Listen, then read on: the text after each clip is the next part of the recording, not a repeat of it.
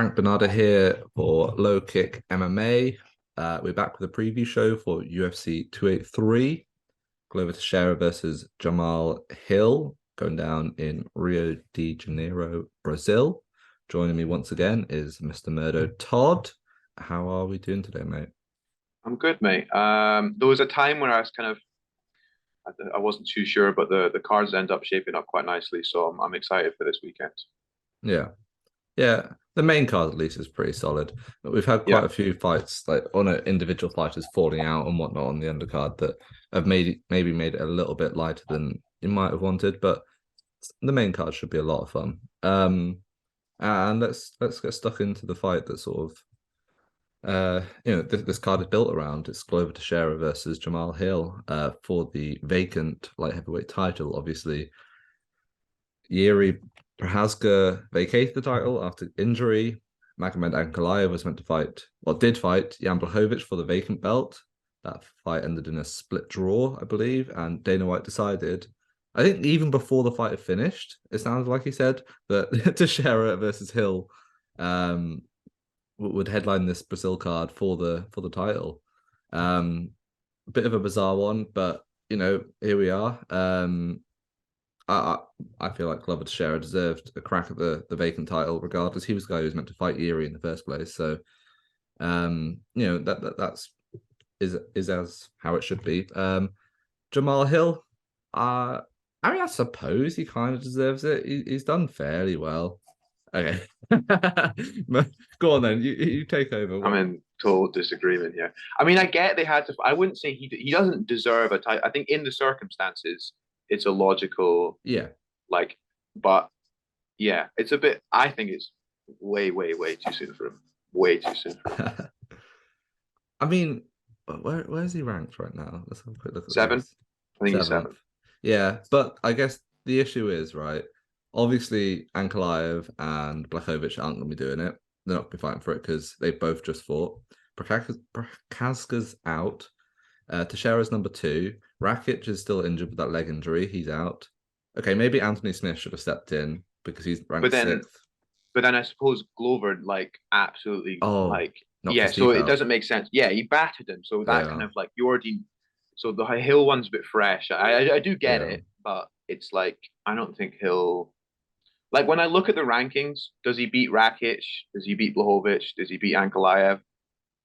No, I don't think so. I think he Mm. could beat Smith. I think the Smith fight would be the perfect tell for this fight because Smith's got a good grappling, and I think it'd be the perfect preparation if you're going to go into the Glover fight. But Yeah. um, we'll see, man. What's your thoughts on this?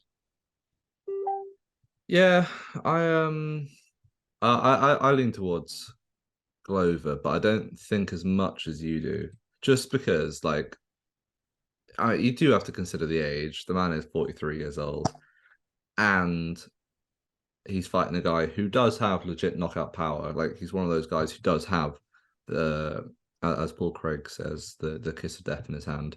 Um, but then obviously the big thing is Hill appears to have somewhat of a deficit in terms of his ground game in general, both wrestling and jiu-jitsu, grappling in general. And also Glover Teixeira did go 5 rounds with Yuri Prokaska, who High probably pace hit too.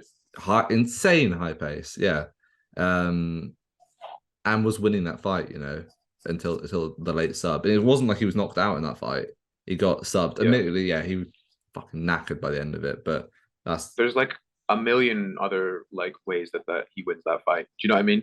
uh, It's like don't it be was silly, unlucky, but jump the gilly. like, oh my god, that was. See, when I rewatch it, I'm even like, what are you doing? So, are you taking any action on Glover? Yeah, I've got one unit on Glover's just money line. I'm not going to play anything else. His inside the distance is too close. It's not worth it in case he Is it does end up plus plus one 150. fifty? Yeah. Whereas you can get Glover right now. He's actually moved. I took him at plus 100. He's moved to now plus 110. Um, yeah, I think that's a solid bet. I've got a unit on it. Um, I'm not going too heavy on it just because I do think there is a legitimate chance for Hill to get a knockout win. I probably wouldn't, I think there's a higher probability that Glover wins, and I think he has more ways to win. But considering the age and he's fighting a young knockout artist, I'm not overexposing. But I mean, we spoke off camera a while back. Are you pulling the trigger on this one? I've gone big on Glover. I'm probably going to put more on him, but as it gets closer, if the line keeps moving, I'm definitely doing it. Like, I don't know. I just don't see how Hill wins this. I like Hill, but like he's a decent striker. I saw his coach said he's the best striker in the UFC, which I just thought it was the most mental thing I've ever heard. But like, yeah, like he's not a very sophisticated striker. He doesn't use his kicks too much. He only uses his rear leg. Kind of pulls with the jab. He looks for that hook, that kind of lead hook. He'll counter with a range and that backhand. But besides from that, he's not a particularly sophisticated striker. He's not. There's not a huge amount of variance with it. I think if you're a decent boxer, which I think Glover is, I think you can avoid that the danger there. Listen, I think in his last fight against Santos, was that his last one? Yeah. It was just like wasn't impressive at all. I think he was getting out grappled by Santos, who's like nowhere near on the level as Glover in terms of grappling. He was getting chain wrestled and like I just. I know that went into the fourth round, but the pace was slow. Like even the wrestling, there was no high pace grappling, and on the feet it was like Hill likes to keep it at his pace. He's comfortable fighting at his pace. I don't really think he can be the nail. I think he likes to be the hammer. He likes to keep it slow, but I don't think he can go because he took this fight. How long ago was the? Well, it was announced at UFC 282 on the night of. So he's not. About a month. Yeah, I mean, he's not at a full camp. Like, how is he gonna? I think he's 100% dangerous early, but if it gets into the third, the fourth, the fifth, he's gonna have to wrestle up off his back, get back to his feet. How's that pace gonna be? I don't think. Like, I think Glover's tough enough too. Glover can keep that pace. He looked exceptional against Yuri, and I think Yuri is way more dangerous than Hill. I think he'd knock Hill out. In my opinion. Oh yeah. So I think Glover could stop him late, subs him 100%. I think he subs a fading Hill. I like Hill. I think, but this is not his night in my opinion. Even ground and pound as well, like he did to Smith. Just getting on top and just battering him. Hill's never been in with anyone like Glover Teixeira. Not even close. So big on Hill here. I like any under as well. I don't know. I think they're like stupid prices. This doesn't go the distance in my opinion. I think either one of these men are getting stopped in this one. Under 3.5 at -350 is an okay parlay piece, I think. I agree. That's the thing. Like Hill, his game is like it's messy, isn't it? It's a messy striking game, but he does make it work. Maybe that's because of the division, because it's light heavyweight, where sometimes you have a deficit of sometimes the more fundamental techniques over just natural. There's a lot of athletes in 205. High level athletes. Yeah, these guys are all like 6'4". Most of them are like shredded. They probably, if they'd have their lives have gone a different way, they'd be in the NFL or the NBA, all those sort of things. That's the classic sort of framework of a UFC light heavyweight. I don't know. I do just worry that KO is live, but I get it. But was the KO not always live during the Prohaska fight? Was that not the most live it has ever been for Glover recently? He also spars with Teixeira, who's like the best striker in the world. So I think Hill's not going to present him anything that he's never seen before. That's like we know what we get from Glover. We have no clue what we get from Hill. But we've never seen him under this. So I think people who are big on Hill, I think I don't know how you could be massive on Hill on this one, to be honest. Yeah. And if you do go on Hill, I'd surely just take the inside the distance. Like I don't think he's going to win a decision in this fight. But like I say, I've taken Glover. I just don't feel amazing about it. I feel decent. I give him probably a 70% chance win rate in this one, maybe 75, just because I don't know, man. Yeah, I'm talking myself out of it now. I have to start cashing out. like these are all the things that like Jamal Hill fans are going to have to cope with. That's what these are what these things the delusional thoughts are in these people's head before this weekend. All right, well, both on the Jamal Hill side, sorry, Clovis Share side, it would appear. And it would just also be really just nice to see Glover. I don't know if he said it's a retirement fight or what, but I think he does one more after this. I think he keeps going. He said last time that he wanted a title defense. Man, the balls on this man to take Yuri Prokaska as his bloody first title defense. That Crazy. is just insane. Like he easily could have just vacated the belt and let and no one would have said anything. No one would have been. We would have been like, fair enough. Well done. Yeah, guy's a legend. And but then I think like when people say, "Oh, I'm going to retire before a fight," it always like the UFC aren't going to do you any favors. So if he is, best keeping it to himself, and I think he knows that. Do you know what I mean? Absolutely. Yeah. Good fight. Fun fight. And it does feel right that it's in Brazil as well. Yeah. But I'm excited for the Brazil crowd as well. That's going to be I'm so excited for it. Yeah, definitely. I mean, I think is there a single fight on here that doesn't have a Brazilian on it? Just quickly looking through. Yeah, I don't think there is, No, Yeah, I don't think so. Every single fight has a Brazilian. Yeah, that is going to be. Which it makes it fun. I know, like, not all the matchups are great, but it's like it's fun seeing someone win in their home crowd. I think it's like I don't know. Do you know what I mean? Absolutely. Next fight, Davison Figueiredo, the UFC flyweight champion, in the fourth fight with Brandon Moreno. Brandon Moreno currently the interim flyweight champion after stopping Kai Kara France. That one hurt to watch a bit. I'm a big Kai Kara France fan. The fourth fight, and I mean, let there be many more to come in the future. Yeah. Sure. Let's have a quick look at the odds. Yeah, the odds have switched, haven't they? Moreno is now the slight favorite. He was the underdog last night. Figueiredo plus 100 underdog. Brandon Moreno minus 125. I mean, I honestly, I just find it impossible to pick a winner in this one at this point because they've both won a fight and arguably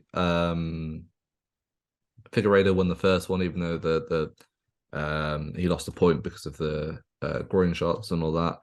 I don't know. Yeah, I think no, I don't have a side. I'm just completely in the middle. Figueiredo struggles with weight cuts quite badly. You wonder how that might affect him in this one. He's definitely not too long for this division. He's also 35. It's pretty mad. Go on. What's your read? I've taken Moreno in this one. The more I think, let's see, when I was looking at it, like he was plus 100, and then I let it slide to minus 110. So I took him at minus 110. For me, I feel Moreno through their three fights have been the most impressive. For me, that's how I feel. And I think he's 29. He'll have improved in this time. Figgy's been out injured for a year. He's 35. Yeah. So I think, and that Kai Kara France performance was a crazy stoppage. That was just super impressive. He was getting battered for those first 2 rounds, though. True, but he put a really surging Kara France away, which is just he got back into it as well. Yeah, a really good win. So I think like over this time, he'll probably improved, and also he's obviously under the mastermind of James Christ, so that'll be the tutelage of the gods. Like he's learned enough, from the man. I like Mourinho in this one. I know, but the more I think about it, the more I like it. He's 6 years younger. He's probably improved. Figgy's coming off an injury. Yeah. Is he still the same he was when they first fought? I don't know. So, but the James Krause thing you kind of have to think about that a little bit because that happened in the middle of his fight camp, sort of thing, or probably maybe just as he was starting around that time. So he's had to switch gyms. He's had to really change things up there, and you wonder what sort of effect that's going to have. Also, he's going to be fighting in front of a very pro Figueiredo crowd as well. Don't know if that sort of thing's going to affect Moreno or not.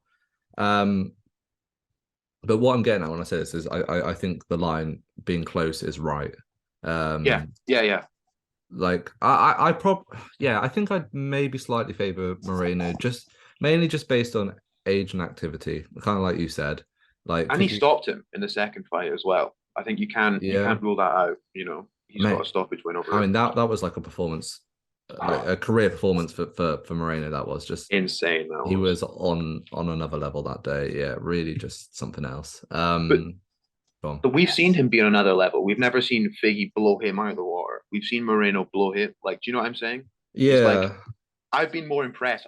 Yeah, that's it. I've been more impressed. I've seen better from Moreno than I have from Figgy in the trilogy. Not that Figgy's like disappointed or not performed yeah. well. It's just you know, But in Figgy's favor, then, if you look at that second fight where Moreno really did just blow him out the water, Figueiredo came back in the trilogy fight, the third fight, and completely changed his game plan and his style, and went out and won that fight. It was close, and I think there's a case for either side in that one. I think the more definitive fight for Figueiredo's side is the first fight. Like yeah, he definitely won that, apart from the fact that he fouled Moreno and lost the point.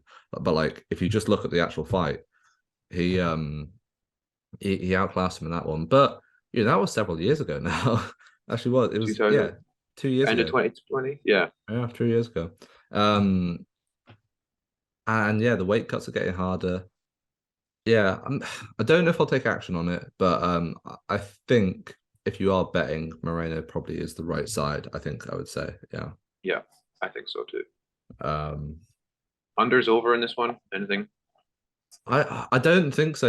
I don't think so. Just because having Yeah, seen that Moreno can finish it like that. Oh, sorry, one more point. Yeah, as well. What also bodes well, I think, for Moreno, if you look at that Kara France fight, the fact that Kara France was putting it on him, piecing him up in the first 2 rounds, and Moreno was able to withstand that adversity and overcome it and come back throwing more at his opponent.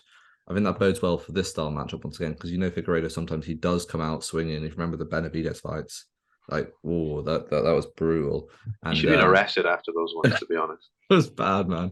Megan O'Leary was watching as well.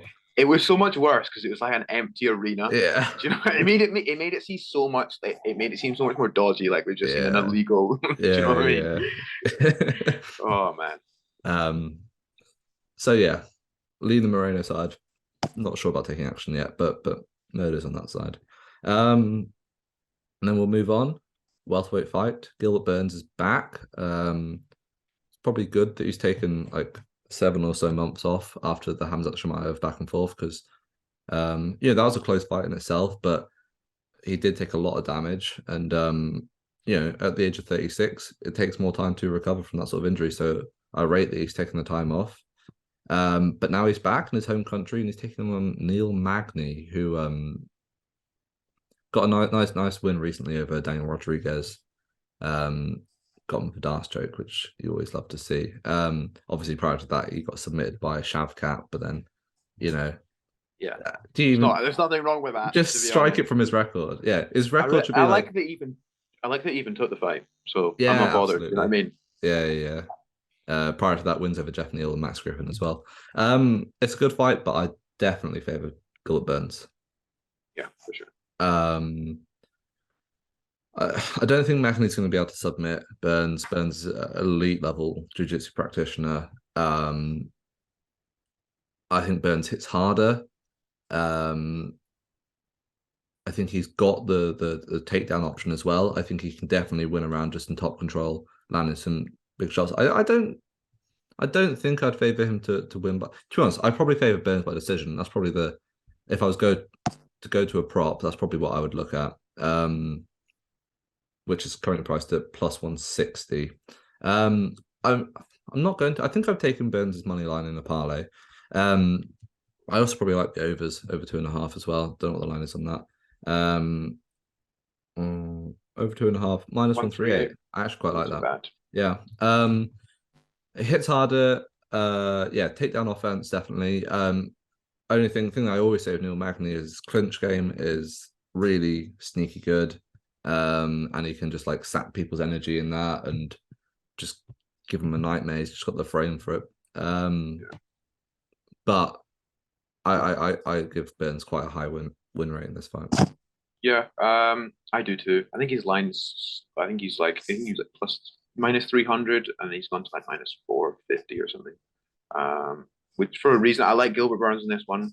But Magny's like proven time and time again. He's a solid top five, like a top 10, number 12 guy in the world. And Yeah. if you're not at that level, he will beat you. Yeah. And he's a former middleweight. He's massive, 80-inch reach. Burns is a former lightweight, so he could cause problems on the outside. But man, I like Gilbert in this one. I just think kind of two different classes at the moment in their two different levels. But Magny's very good. I don't like. I think Magny beats a lot of welterweights. To be honest, I just don't think he beats Gilbert Burns at this point. Also, Gilbert Burns' hair is looking sweet. I like the little afro he's got going on. It's looking sweet, man. He's looking sweet. Yeah, Burns with the people behind him, and I don't know. He hits hard, and bear in mind, like all his fights recently have been against elite opposition. Yeah, bear in mind, 2 fights ago he was fighting for the title against Usman. Yeah, he got stopped in that fight, but he nearly sparked Usman in the first round. Remember, he had him wobbled. Prior to that, beating Stephen Thompson. Yeah, I like Burns. I might even take the decision line as well. Pretty simple one on that, I think. Yeah, I think so. Fun fight though. Good fight. Super fun fight. Yeah. I think it's always a treat to see Burns. I think he's going to bring it. So I think I think there's some fighters that are always a treat to watch, and I think this will be a good one. Absolutely. Moving on. Oh, this fight, Lord. Stop making these ones. Jessica Andrade takes on Lauren Murphy in a women's flyweight fight. I thought this was bantamweight. Interesting. Well, that makes me side to Andrade even more if it's flyweight. Lord, yeah, I feel like she's just gonna knock Lauren Murphy out of the park. Like, yeah, probably the hardest. Not even like pound for pound, just the hardest hitter in women's MMA. Obviously Nunes maybe, but like I don't know, it's just something else. She just buzzsaws through people. She just absolutely goes through people, and it's just. Oh, Murphy's like 39. It's like she just she's just kind of like see the thing with Murphy. Even with Murphy's wins, she's not good. Like she's kind of like skirting by with the decision. Yeah. Like she's. I can just imagine her like. All the Brazilian crowd chanting. She's just, oh no, it's gonna be like the Carla Esparza one. Yeah. Jinxie stops Murphy. Yeah, she's obviously gonna win. No, I do. I think Andrade knocks her out maybe in the first, second round. I really do. 39 years old as Lauren Murphy. She's moving down in weight. Oh wait, no, she's not. Sorry, she's always been a flyweight. I don't know why I got mixed up there. Yeah, ignore that. Yeah, moving down in weight. Not moving down in weight, but just at this weight class. I just the only hesitation I was having, for some reason I had in my head that Andrade was, because she's fought at strawweight, flyweight, and bantamweight, hasn't she? Yeah. Obviously at bantamweight is when she's at the smallest. But if this is at flyweight, a middle ground for her, I think this is Andrade by KO. Easy. Yeah, inside the distance. I mean, I've already taken that, put a unit and a half on it. It's just a horrible fight for Lauren Murphy. Round one's plus 333 at the moment, which I don't know. But inside I'm surprised that inside the distance is so similar to decision with Andrade. To be honest. Yeah. But yeah, I don't think there's any dispute. I don't think anyone's taking back Lauren Murphy in this one. That's all. I don't know how you could. I'm surprised the line isn't wider. I really am. Like, what's the money line? Okay, minus 500. Yeah, you know what? I would not have been surprised if it was minus 700. For Andrade's favor. I just don't think Murphy has an avenue to victory. Maybe I'll be proved completely wrong, but this is just one where I just feel really set in my belief that this is a Andrade lock, like absolutely. It'd be insane if Lauren Murphy just like KO'd her and went full heel on the mic. Brazil, you're a dumb. That would be insane. That would be incredible, but it's not happening. I mean, yeah. some sort of weird alternate reality out there. Laura Murphy is currently screaming at the Brazilian. Oh, Yeah, nah, got to take Andrade. Opening up the main card of this event, we have what Murdo has described as the people's main event. It's Scotland's Paul Craig, the Bear Jew, taking on Johnny Walker, Ireland's Johnny Walker. oh, that's such a weird transition. Yeah, currently training at SPG Ireland with John Kavanagh. You know what, mate? You just take it away. Right. Let's. So first of all, Paul Craig should be fighting for the title. We've established that UFC matchmaking, they don't want Paul Craig to be successful, right? Listen, in his last fight, yeah, to Oezdemir, I think it was not that impressive, but genuinely, Craig had found his best success on the feet, surprisingly. I think, yeah, it's a worrying one because Walker is very dangerous. And Craig, as much as I love him, he doesn't have the best. I wouldn't say he's got the best chin. He's been stopped quite a few times in his career. Although he was holding shots quite well against Oezdemir, I thought. But I think he should. I think more confidence in his strikes. We'll see a lot of success. We'll see more success for him. I think Walker in this one. I think Walker's also been stopped a lot. I think Walker actually probably has a worse chin than Craig. I think after he's been stopped by Corey Anderson, I think there was a lack of confidence with him. I think he knows he's not got the greatest the greatest chin, and I think he worries about that.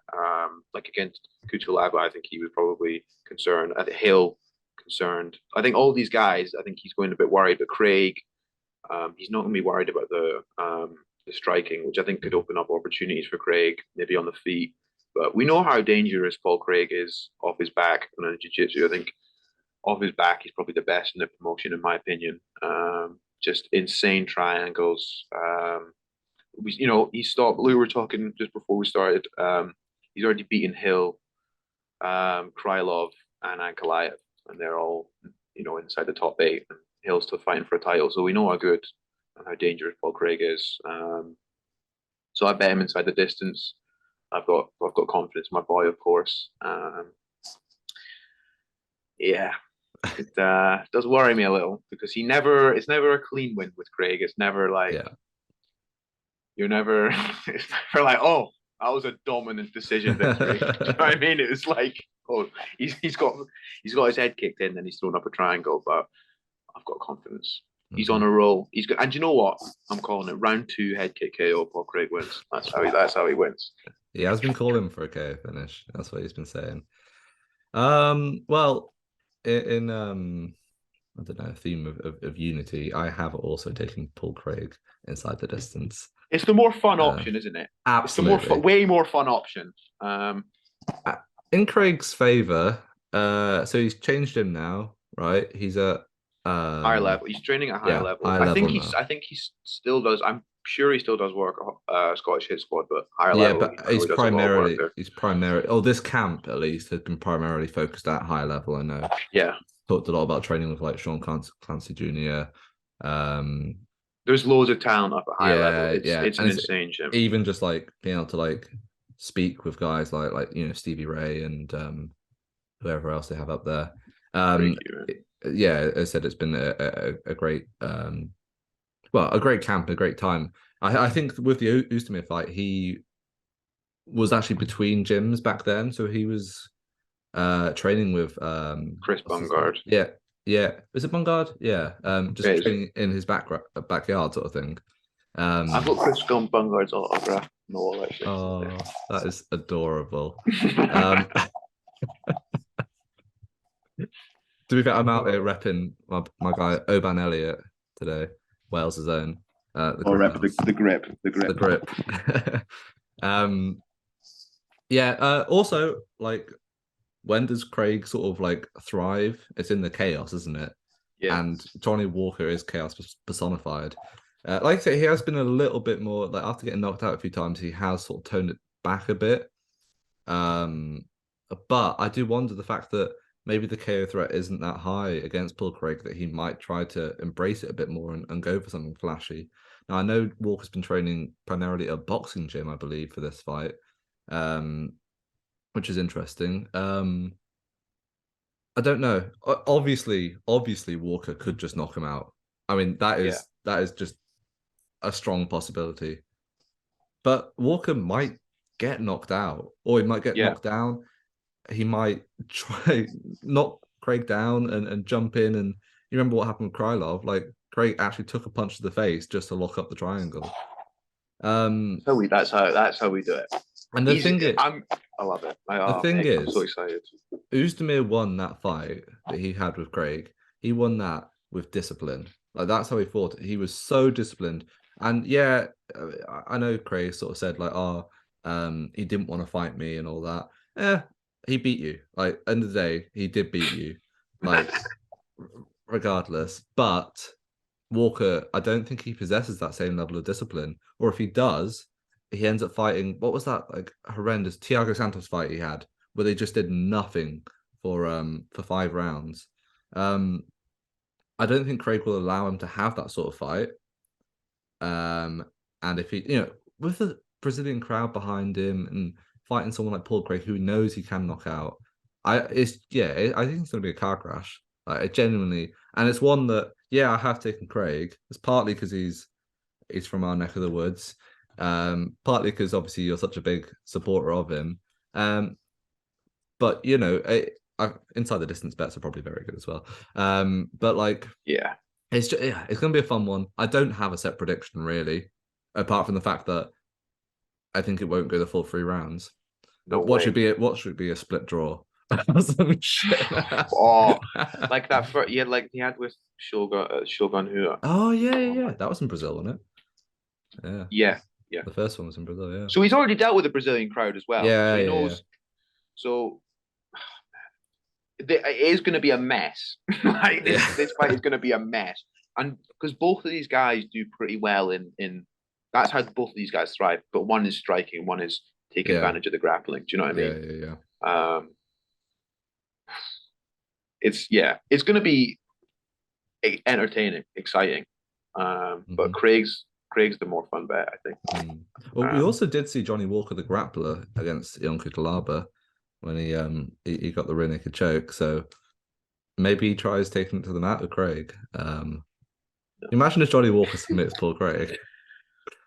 well, who did? Oh, because Paul Craig did get Kimura'd by Is it Jimmy Josh. Crute? Or, Yeah, yeah, yeah. yeah, So there, I don't know. There is always those options for these just mental. Like I could see Johnny Walker submitting Paul Craig, but I can also see Paul Craig knocking out Johnny yeah, yeah. Walker. It's one of those ones. It's like I don't know. It's like You may as well I could picture a club and sub for Walker, like knock him down, and he's like his equilibrium's grab. gone. It just jumps on the back or something. Yeah. Yeah, for sure. Okay, we'll take Paul Craig, and who knows what's going to happen. Genuinely, I just don't have any idea, but I can't wait to watch it. That's probably one of my most like actually anticipated fights to watch on this card, just because it's just going to be so Paul much Craig's fun. fights are always like Yeah, they're always exciting, And absolutely. it's you know what it's like for some people they don't like the grappling, but like I think even people who are not fans of grappling, this is some real fun, Yeah, yeah, entertaining yeah, grappling. definitely. I think we've probably taken the most time speaking about that fight than anyone else on the card. Uh, that is the main card of UFC 283. Now, as always, we're going to give our lock and our dog of the night. This is can be any fight on the card, any prop as well, if that's how you're so inclined. Do you want to go first, mate? What's your dog and your lock? There's obviously a few people that I like. Some of these prices are a bit much for me, so I'll give you a kind of lower end price at Hmm. minus 334 for Gregory Rodriguez. Ferreira stepping in late notice. He's obviously dangerous, but I think if he brings it, like he brings it on the regional scene, um, man, you don't want to mix up with Gregory Rodriguez. He's gonna. I Hmm. think you could stop him in this one, but I like him. I like the money line minus 334. But you've also got, as we spoke about, Andrade. If you're so inclined to take JLT on Almeida at minus 1,000, be I'll my take guess. it inside the distance. Is He is going to win that. He minus is definitely 500. winning Yeah, that he's fight. definitely going to win. He's definitely going to win I mean, that. that's like So the ultimate lock of the card. Like every parlay is just anchored for it. 100%. So, Yeah. but I'll go Gregory Rodriguez, my lock, and as my dog, I will obviously take Glover Teixeira at plus 110. Oh no, my dog. Sorry, my dog. Yeah, not Paul My Gray. dog. Oof. Kind of. Oof. I have more confidence in Yeah, that's fair. That's fair. You know what? Actually, I will give myself a pat on the back from last week. By the way, dog and lock both cash. Alan Nascimento submits. Was it Carlos Hernandez and Raquel Pennington wins by decision. Who was my lock? Who was my lock of the night? Was it Charles Johnson? It was Charles Johnson. Yeah, he got a dominant win, and then I think I had to take. I think I took Barcelos. You know what? I should have. You know what? You know what I said? I was like, I might take Pitbull, and you're like, no. And then he won. I was like, fuck. Well, no, I only said. I know. I was like, you'd hyped up. Sorry. Enough. No. So I was like, yeah, fair enough. I was like, you know what? That's a good point. And he ended up with. Sorry, I know. Lord. Lock of the night, Jessica Andrade. Easy. Like just yeah.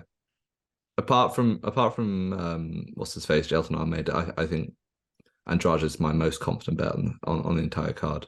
Solid parlay piece, just absolutely the most solid parlay piece. Sorry. Go ahead. Well, no, you go ahead. I only have a quick thing about my dog. I was just gonna mention another one in boxing. I like this weekend is Liam Smith. You could take the money line as plus 240, but I like him also by decision against Chris Eubank Jr. Chris Eubank Jr. He's tough, but he's an absolute fart. He couldn't box the day after Christmas, so Liam Smith will absolutely school him on Saturday night. So brilliant. I like that one as well.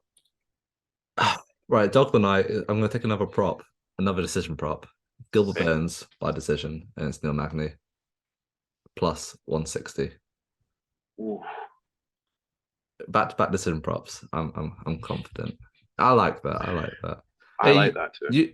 People scoffed at me for taking Pennington by decision, but no, never. I was in. What a read, by the way. Never in doubt. Not for a second. To be fair, I did sort of call how it was going to go. You did. Vieira being the bigger fighter, trying to lean against the cage and stuff, and then Pennington using a boxing to get into it in the later rounds. Yeah. Rocky Pennington for a title shot versus Amanda Nunes next. Let's go. Yeah. You know what? We've been doing all right with these. I think we do all right with these predictions and betting tips. I think we do all right. We do give out. We're not the best. I think there's some people who are fucking. We're not James Krause, but we're pretty. We're doing better than James Krause right now. I think. Yeah, he's gone to jail, so we've still got our jobs. Yeah. I can go outside whenever I want.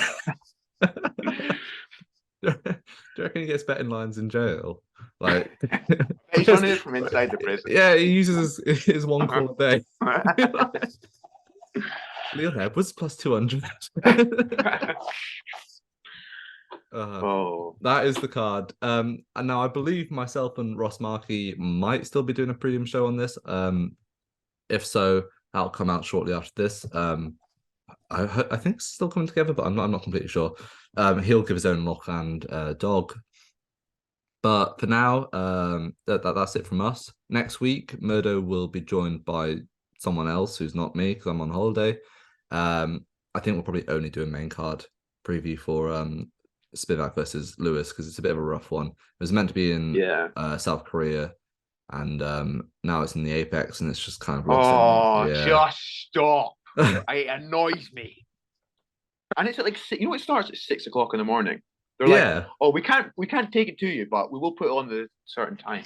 Yeah, but I think that'd be right for us. Like, just wake up. Actually, you know what? You could just wake up in the morning and then watch it. That's what I'm saying. Yeah. It's not like the prelims are really anything to. Well, yeah, I'm not waking up at 3 a.m. to watch the prelims. No way. But yeah, that's it from us this week. Let us know what sort of bets you're taking, if you agree with our lock and our dogs. And yeah, join Murdo and possibly Jordan next week for the preview show for Lewis versus Spivak. Thank you and goodbye. Make sure to subscribe to the LowKick MMA YouTube channel for all the latest news, event previews, and interviews with some of the biggest stars in MMA.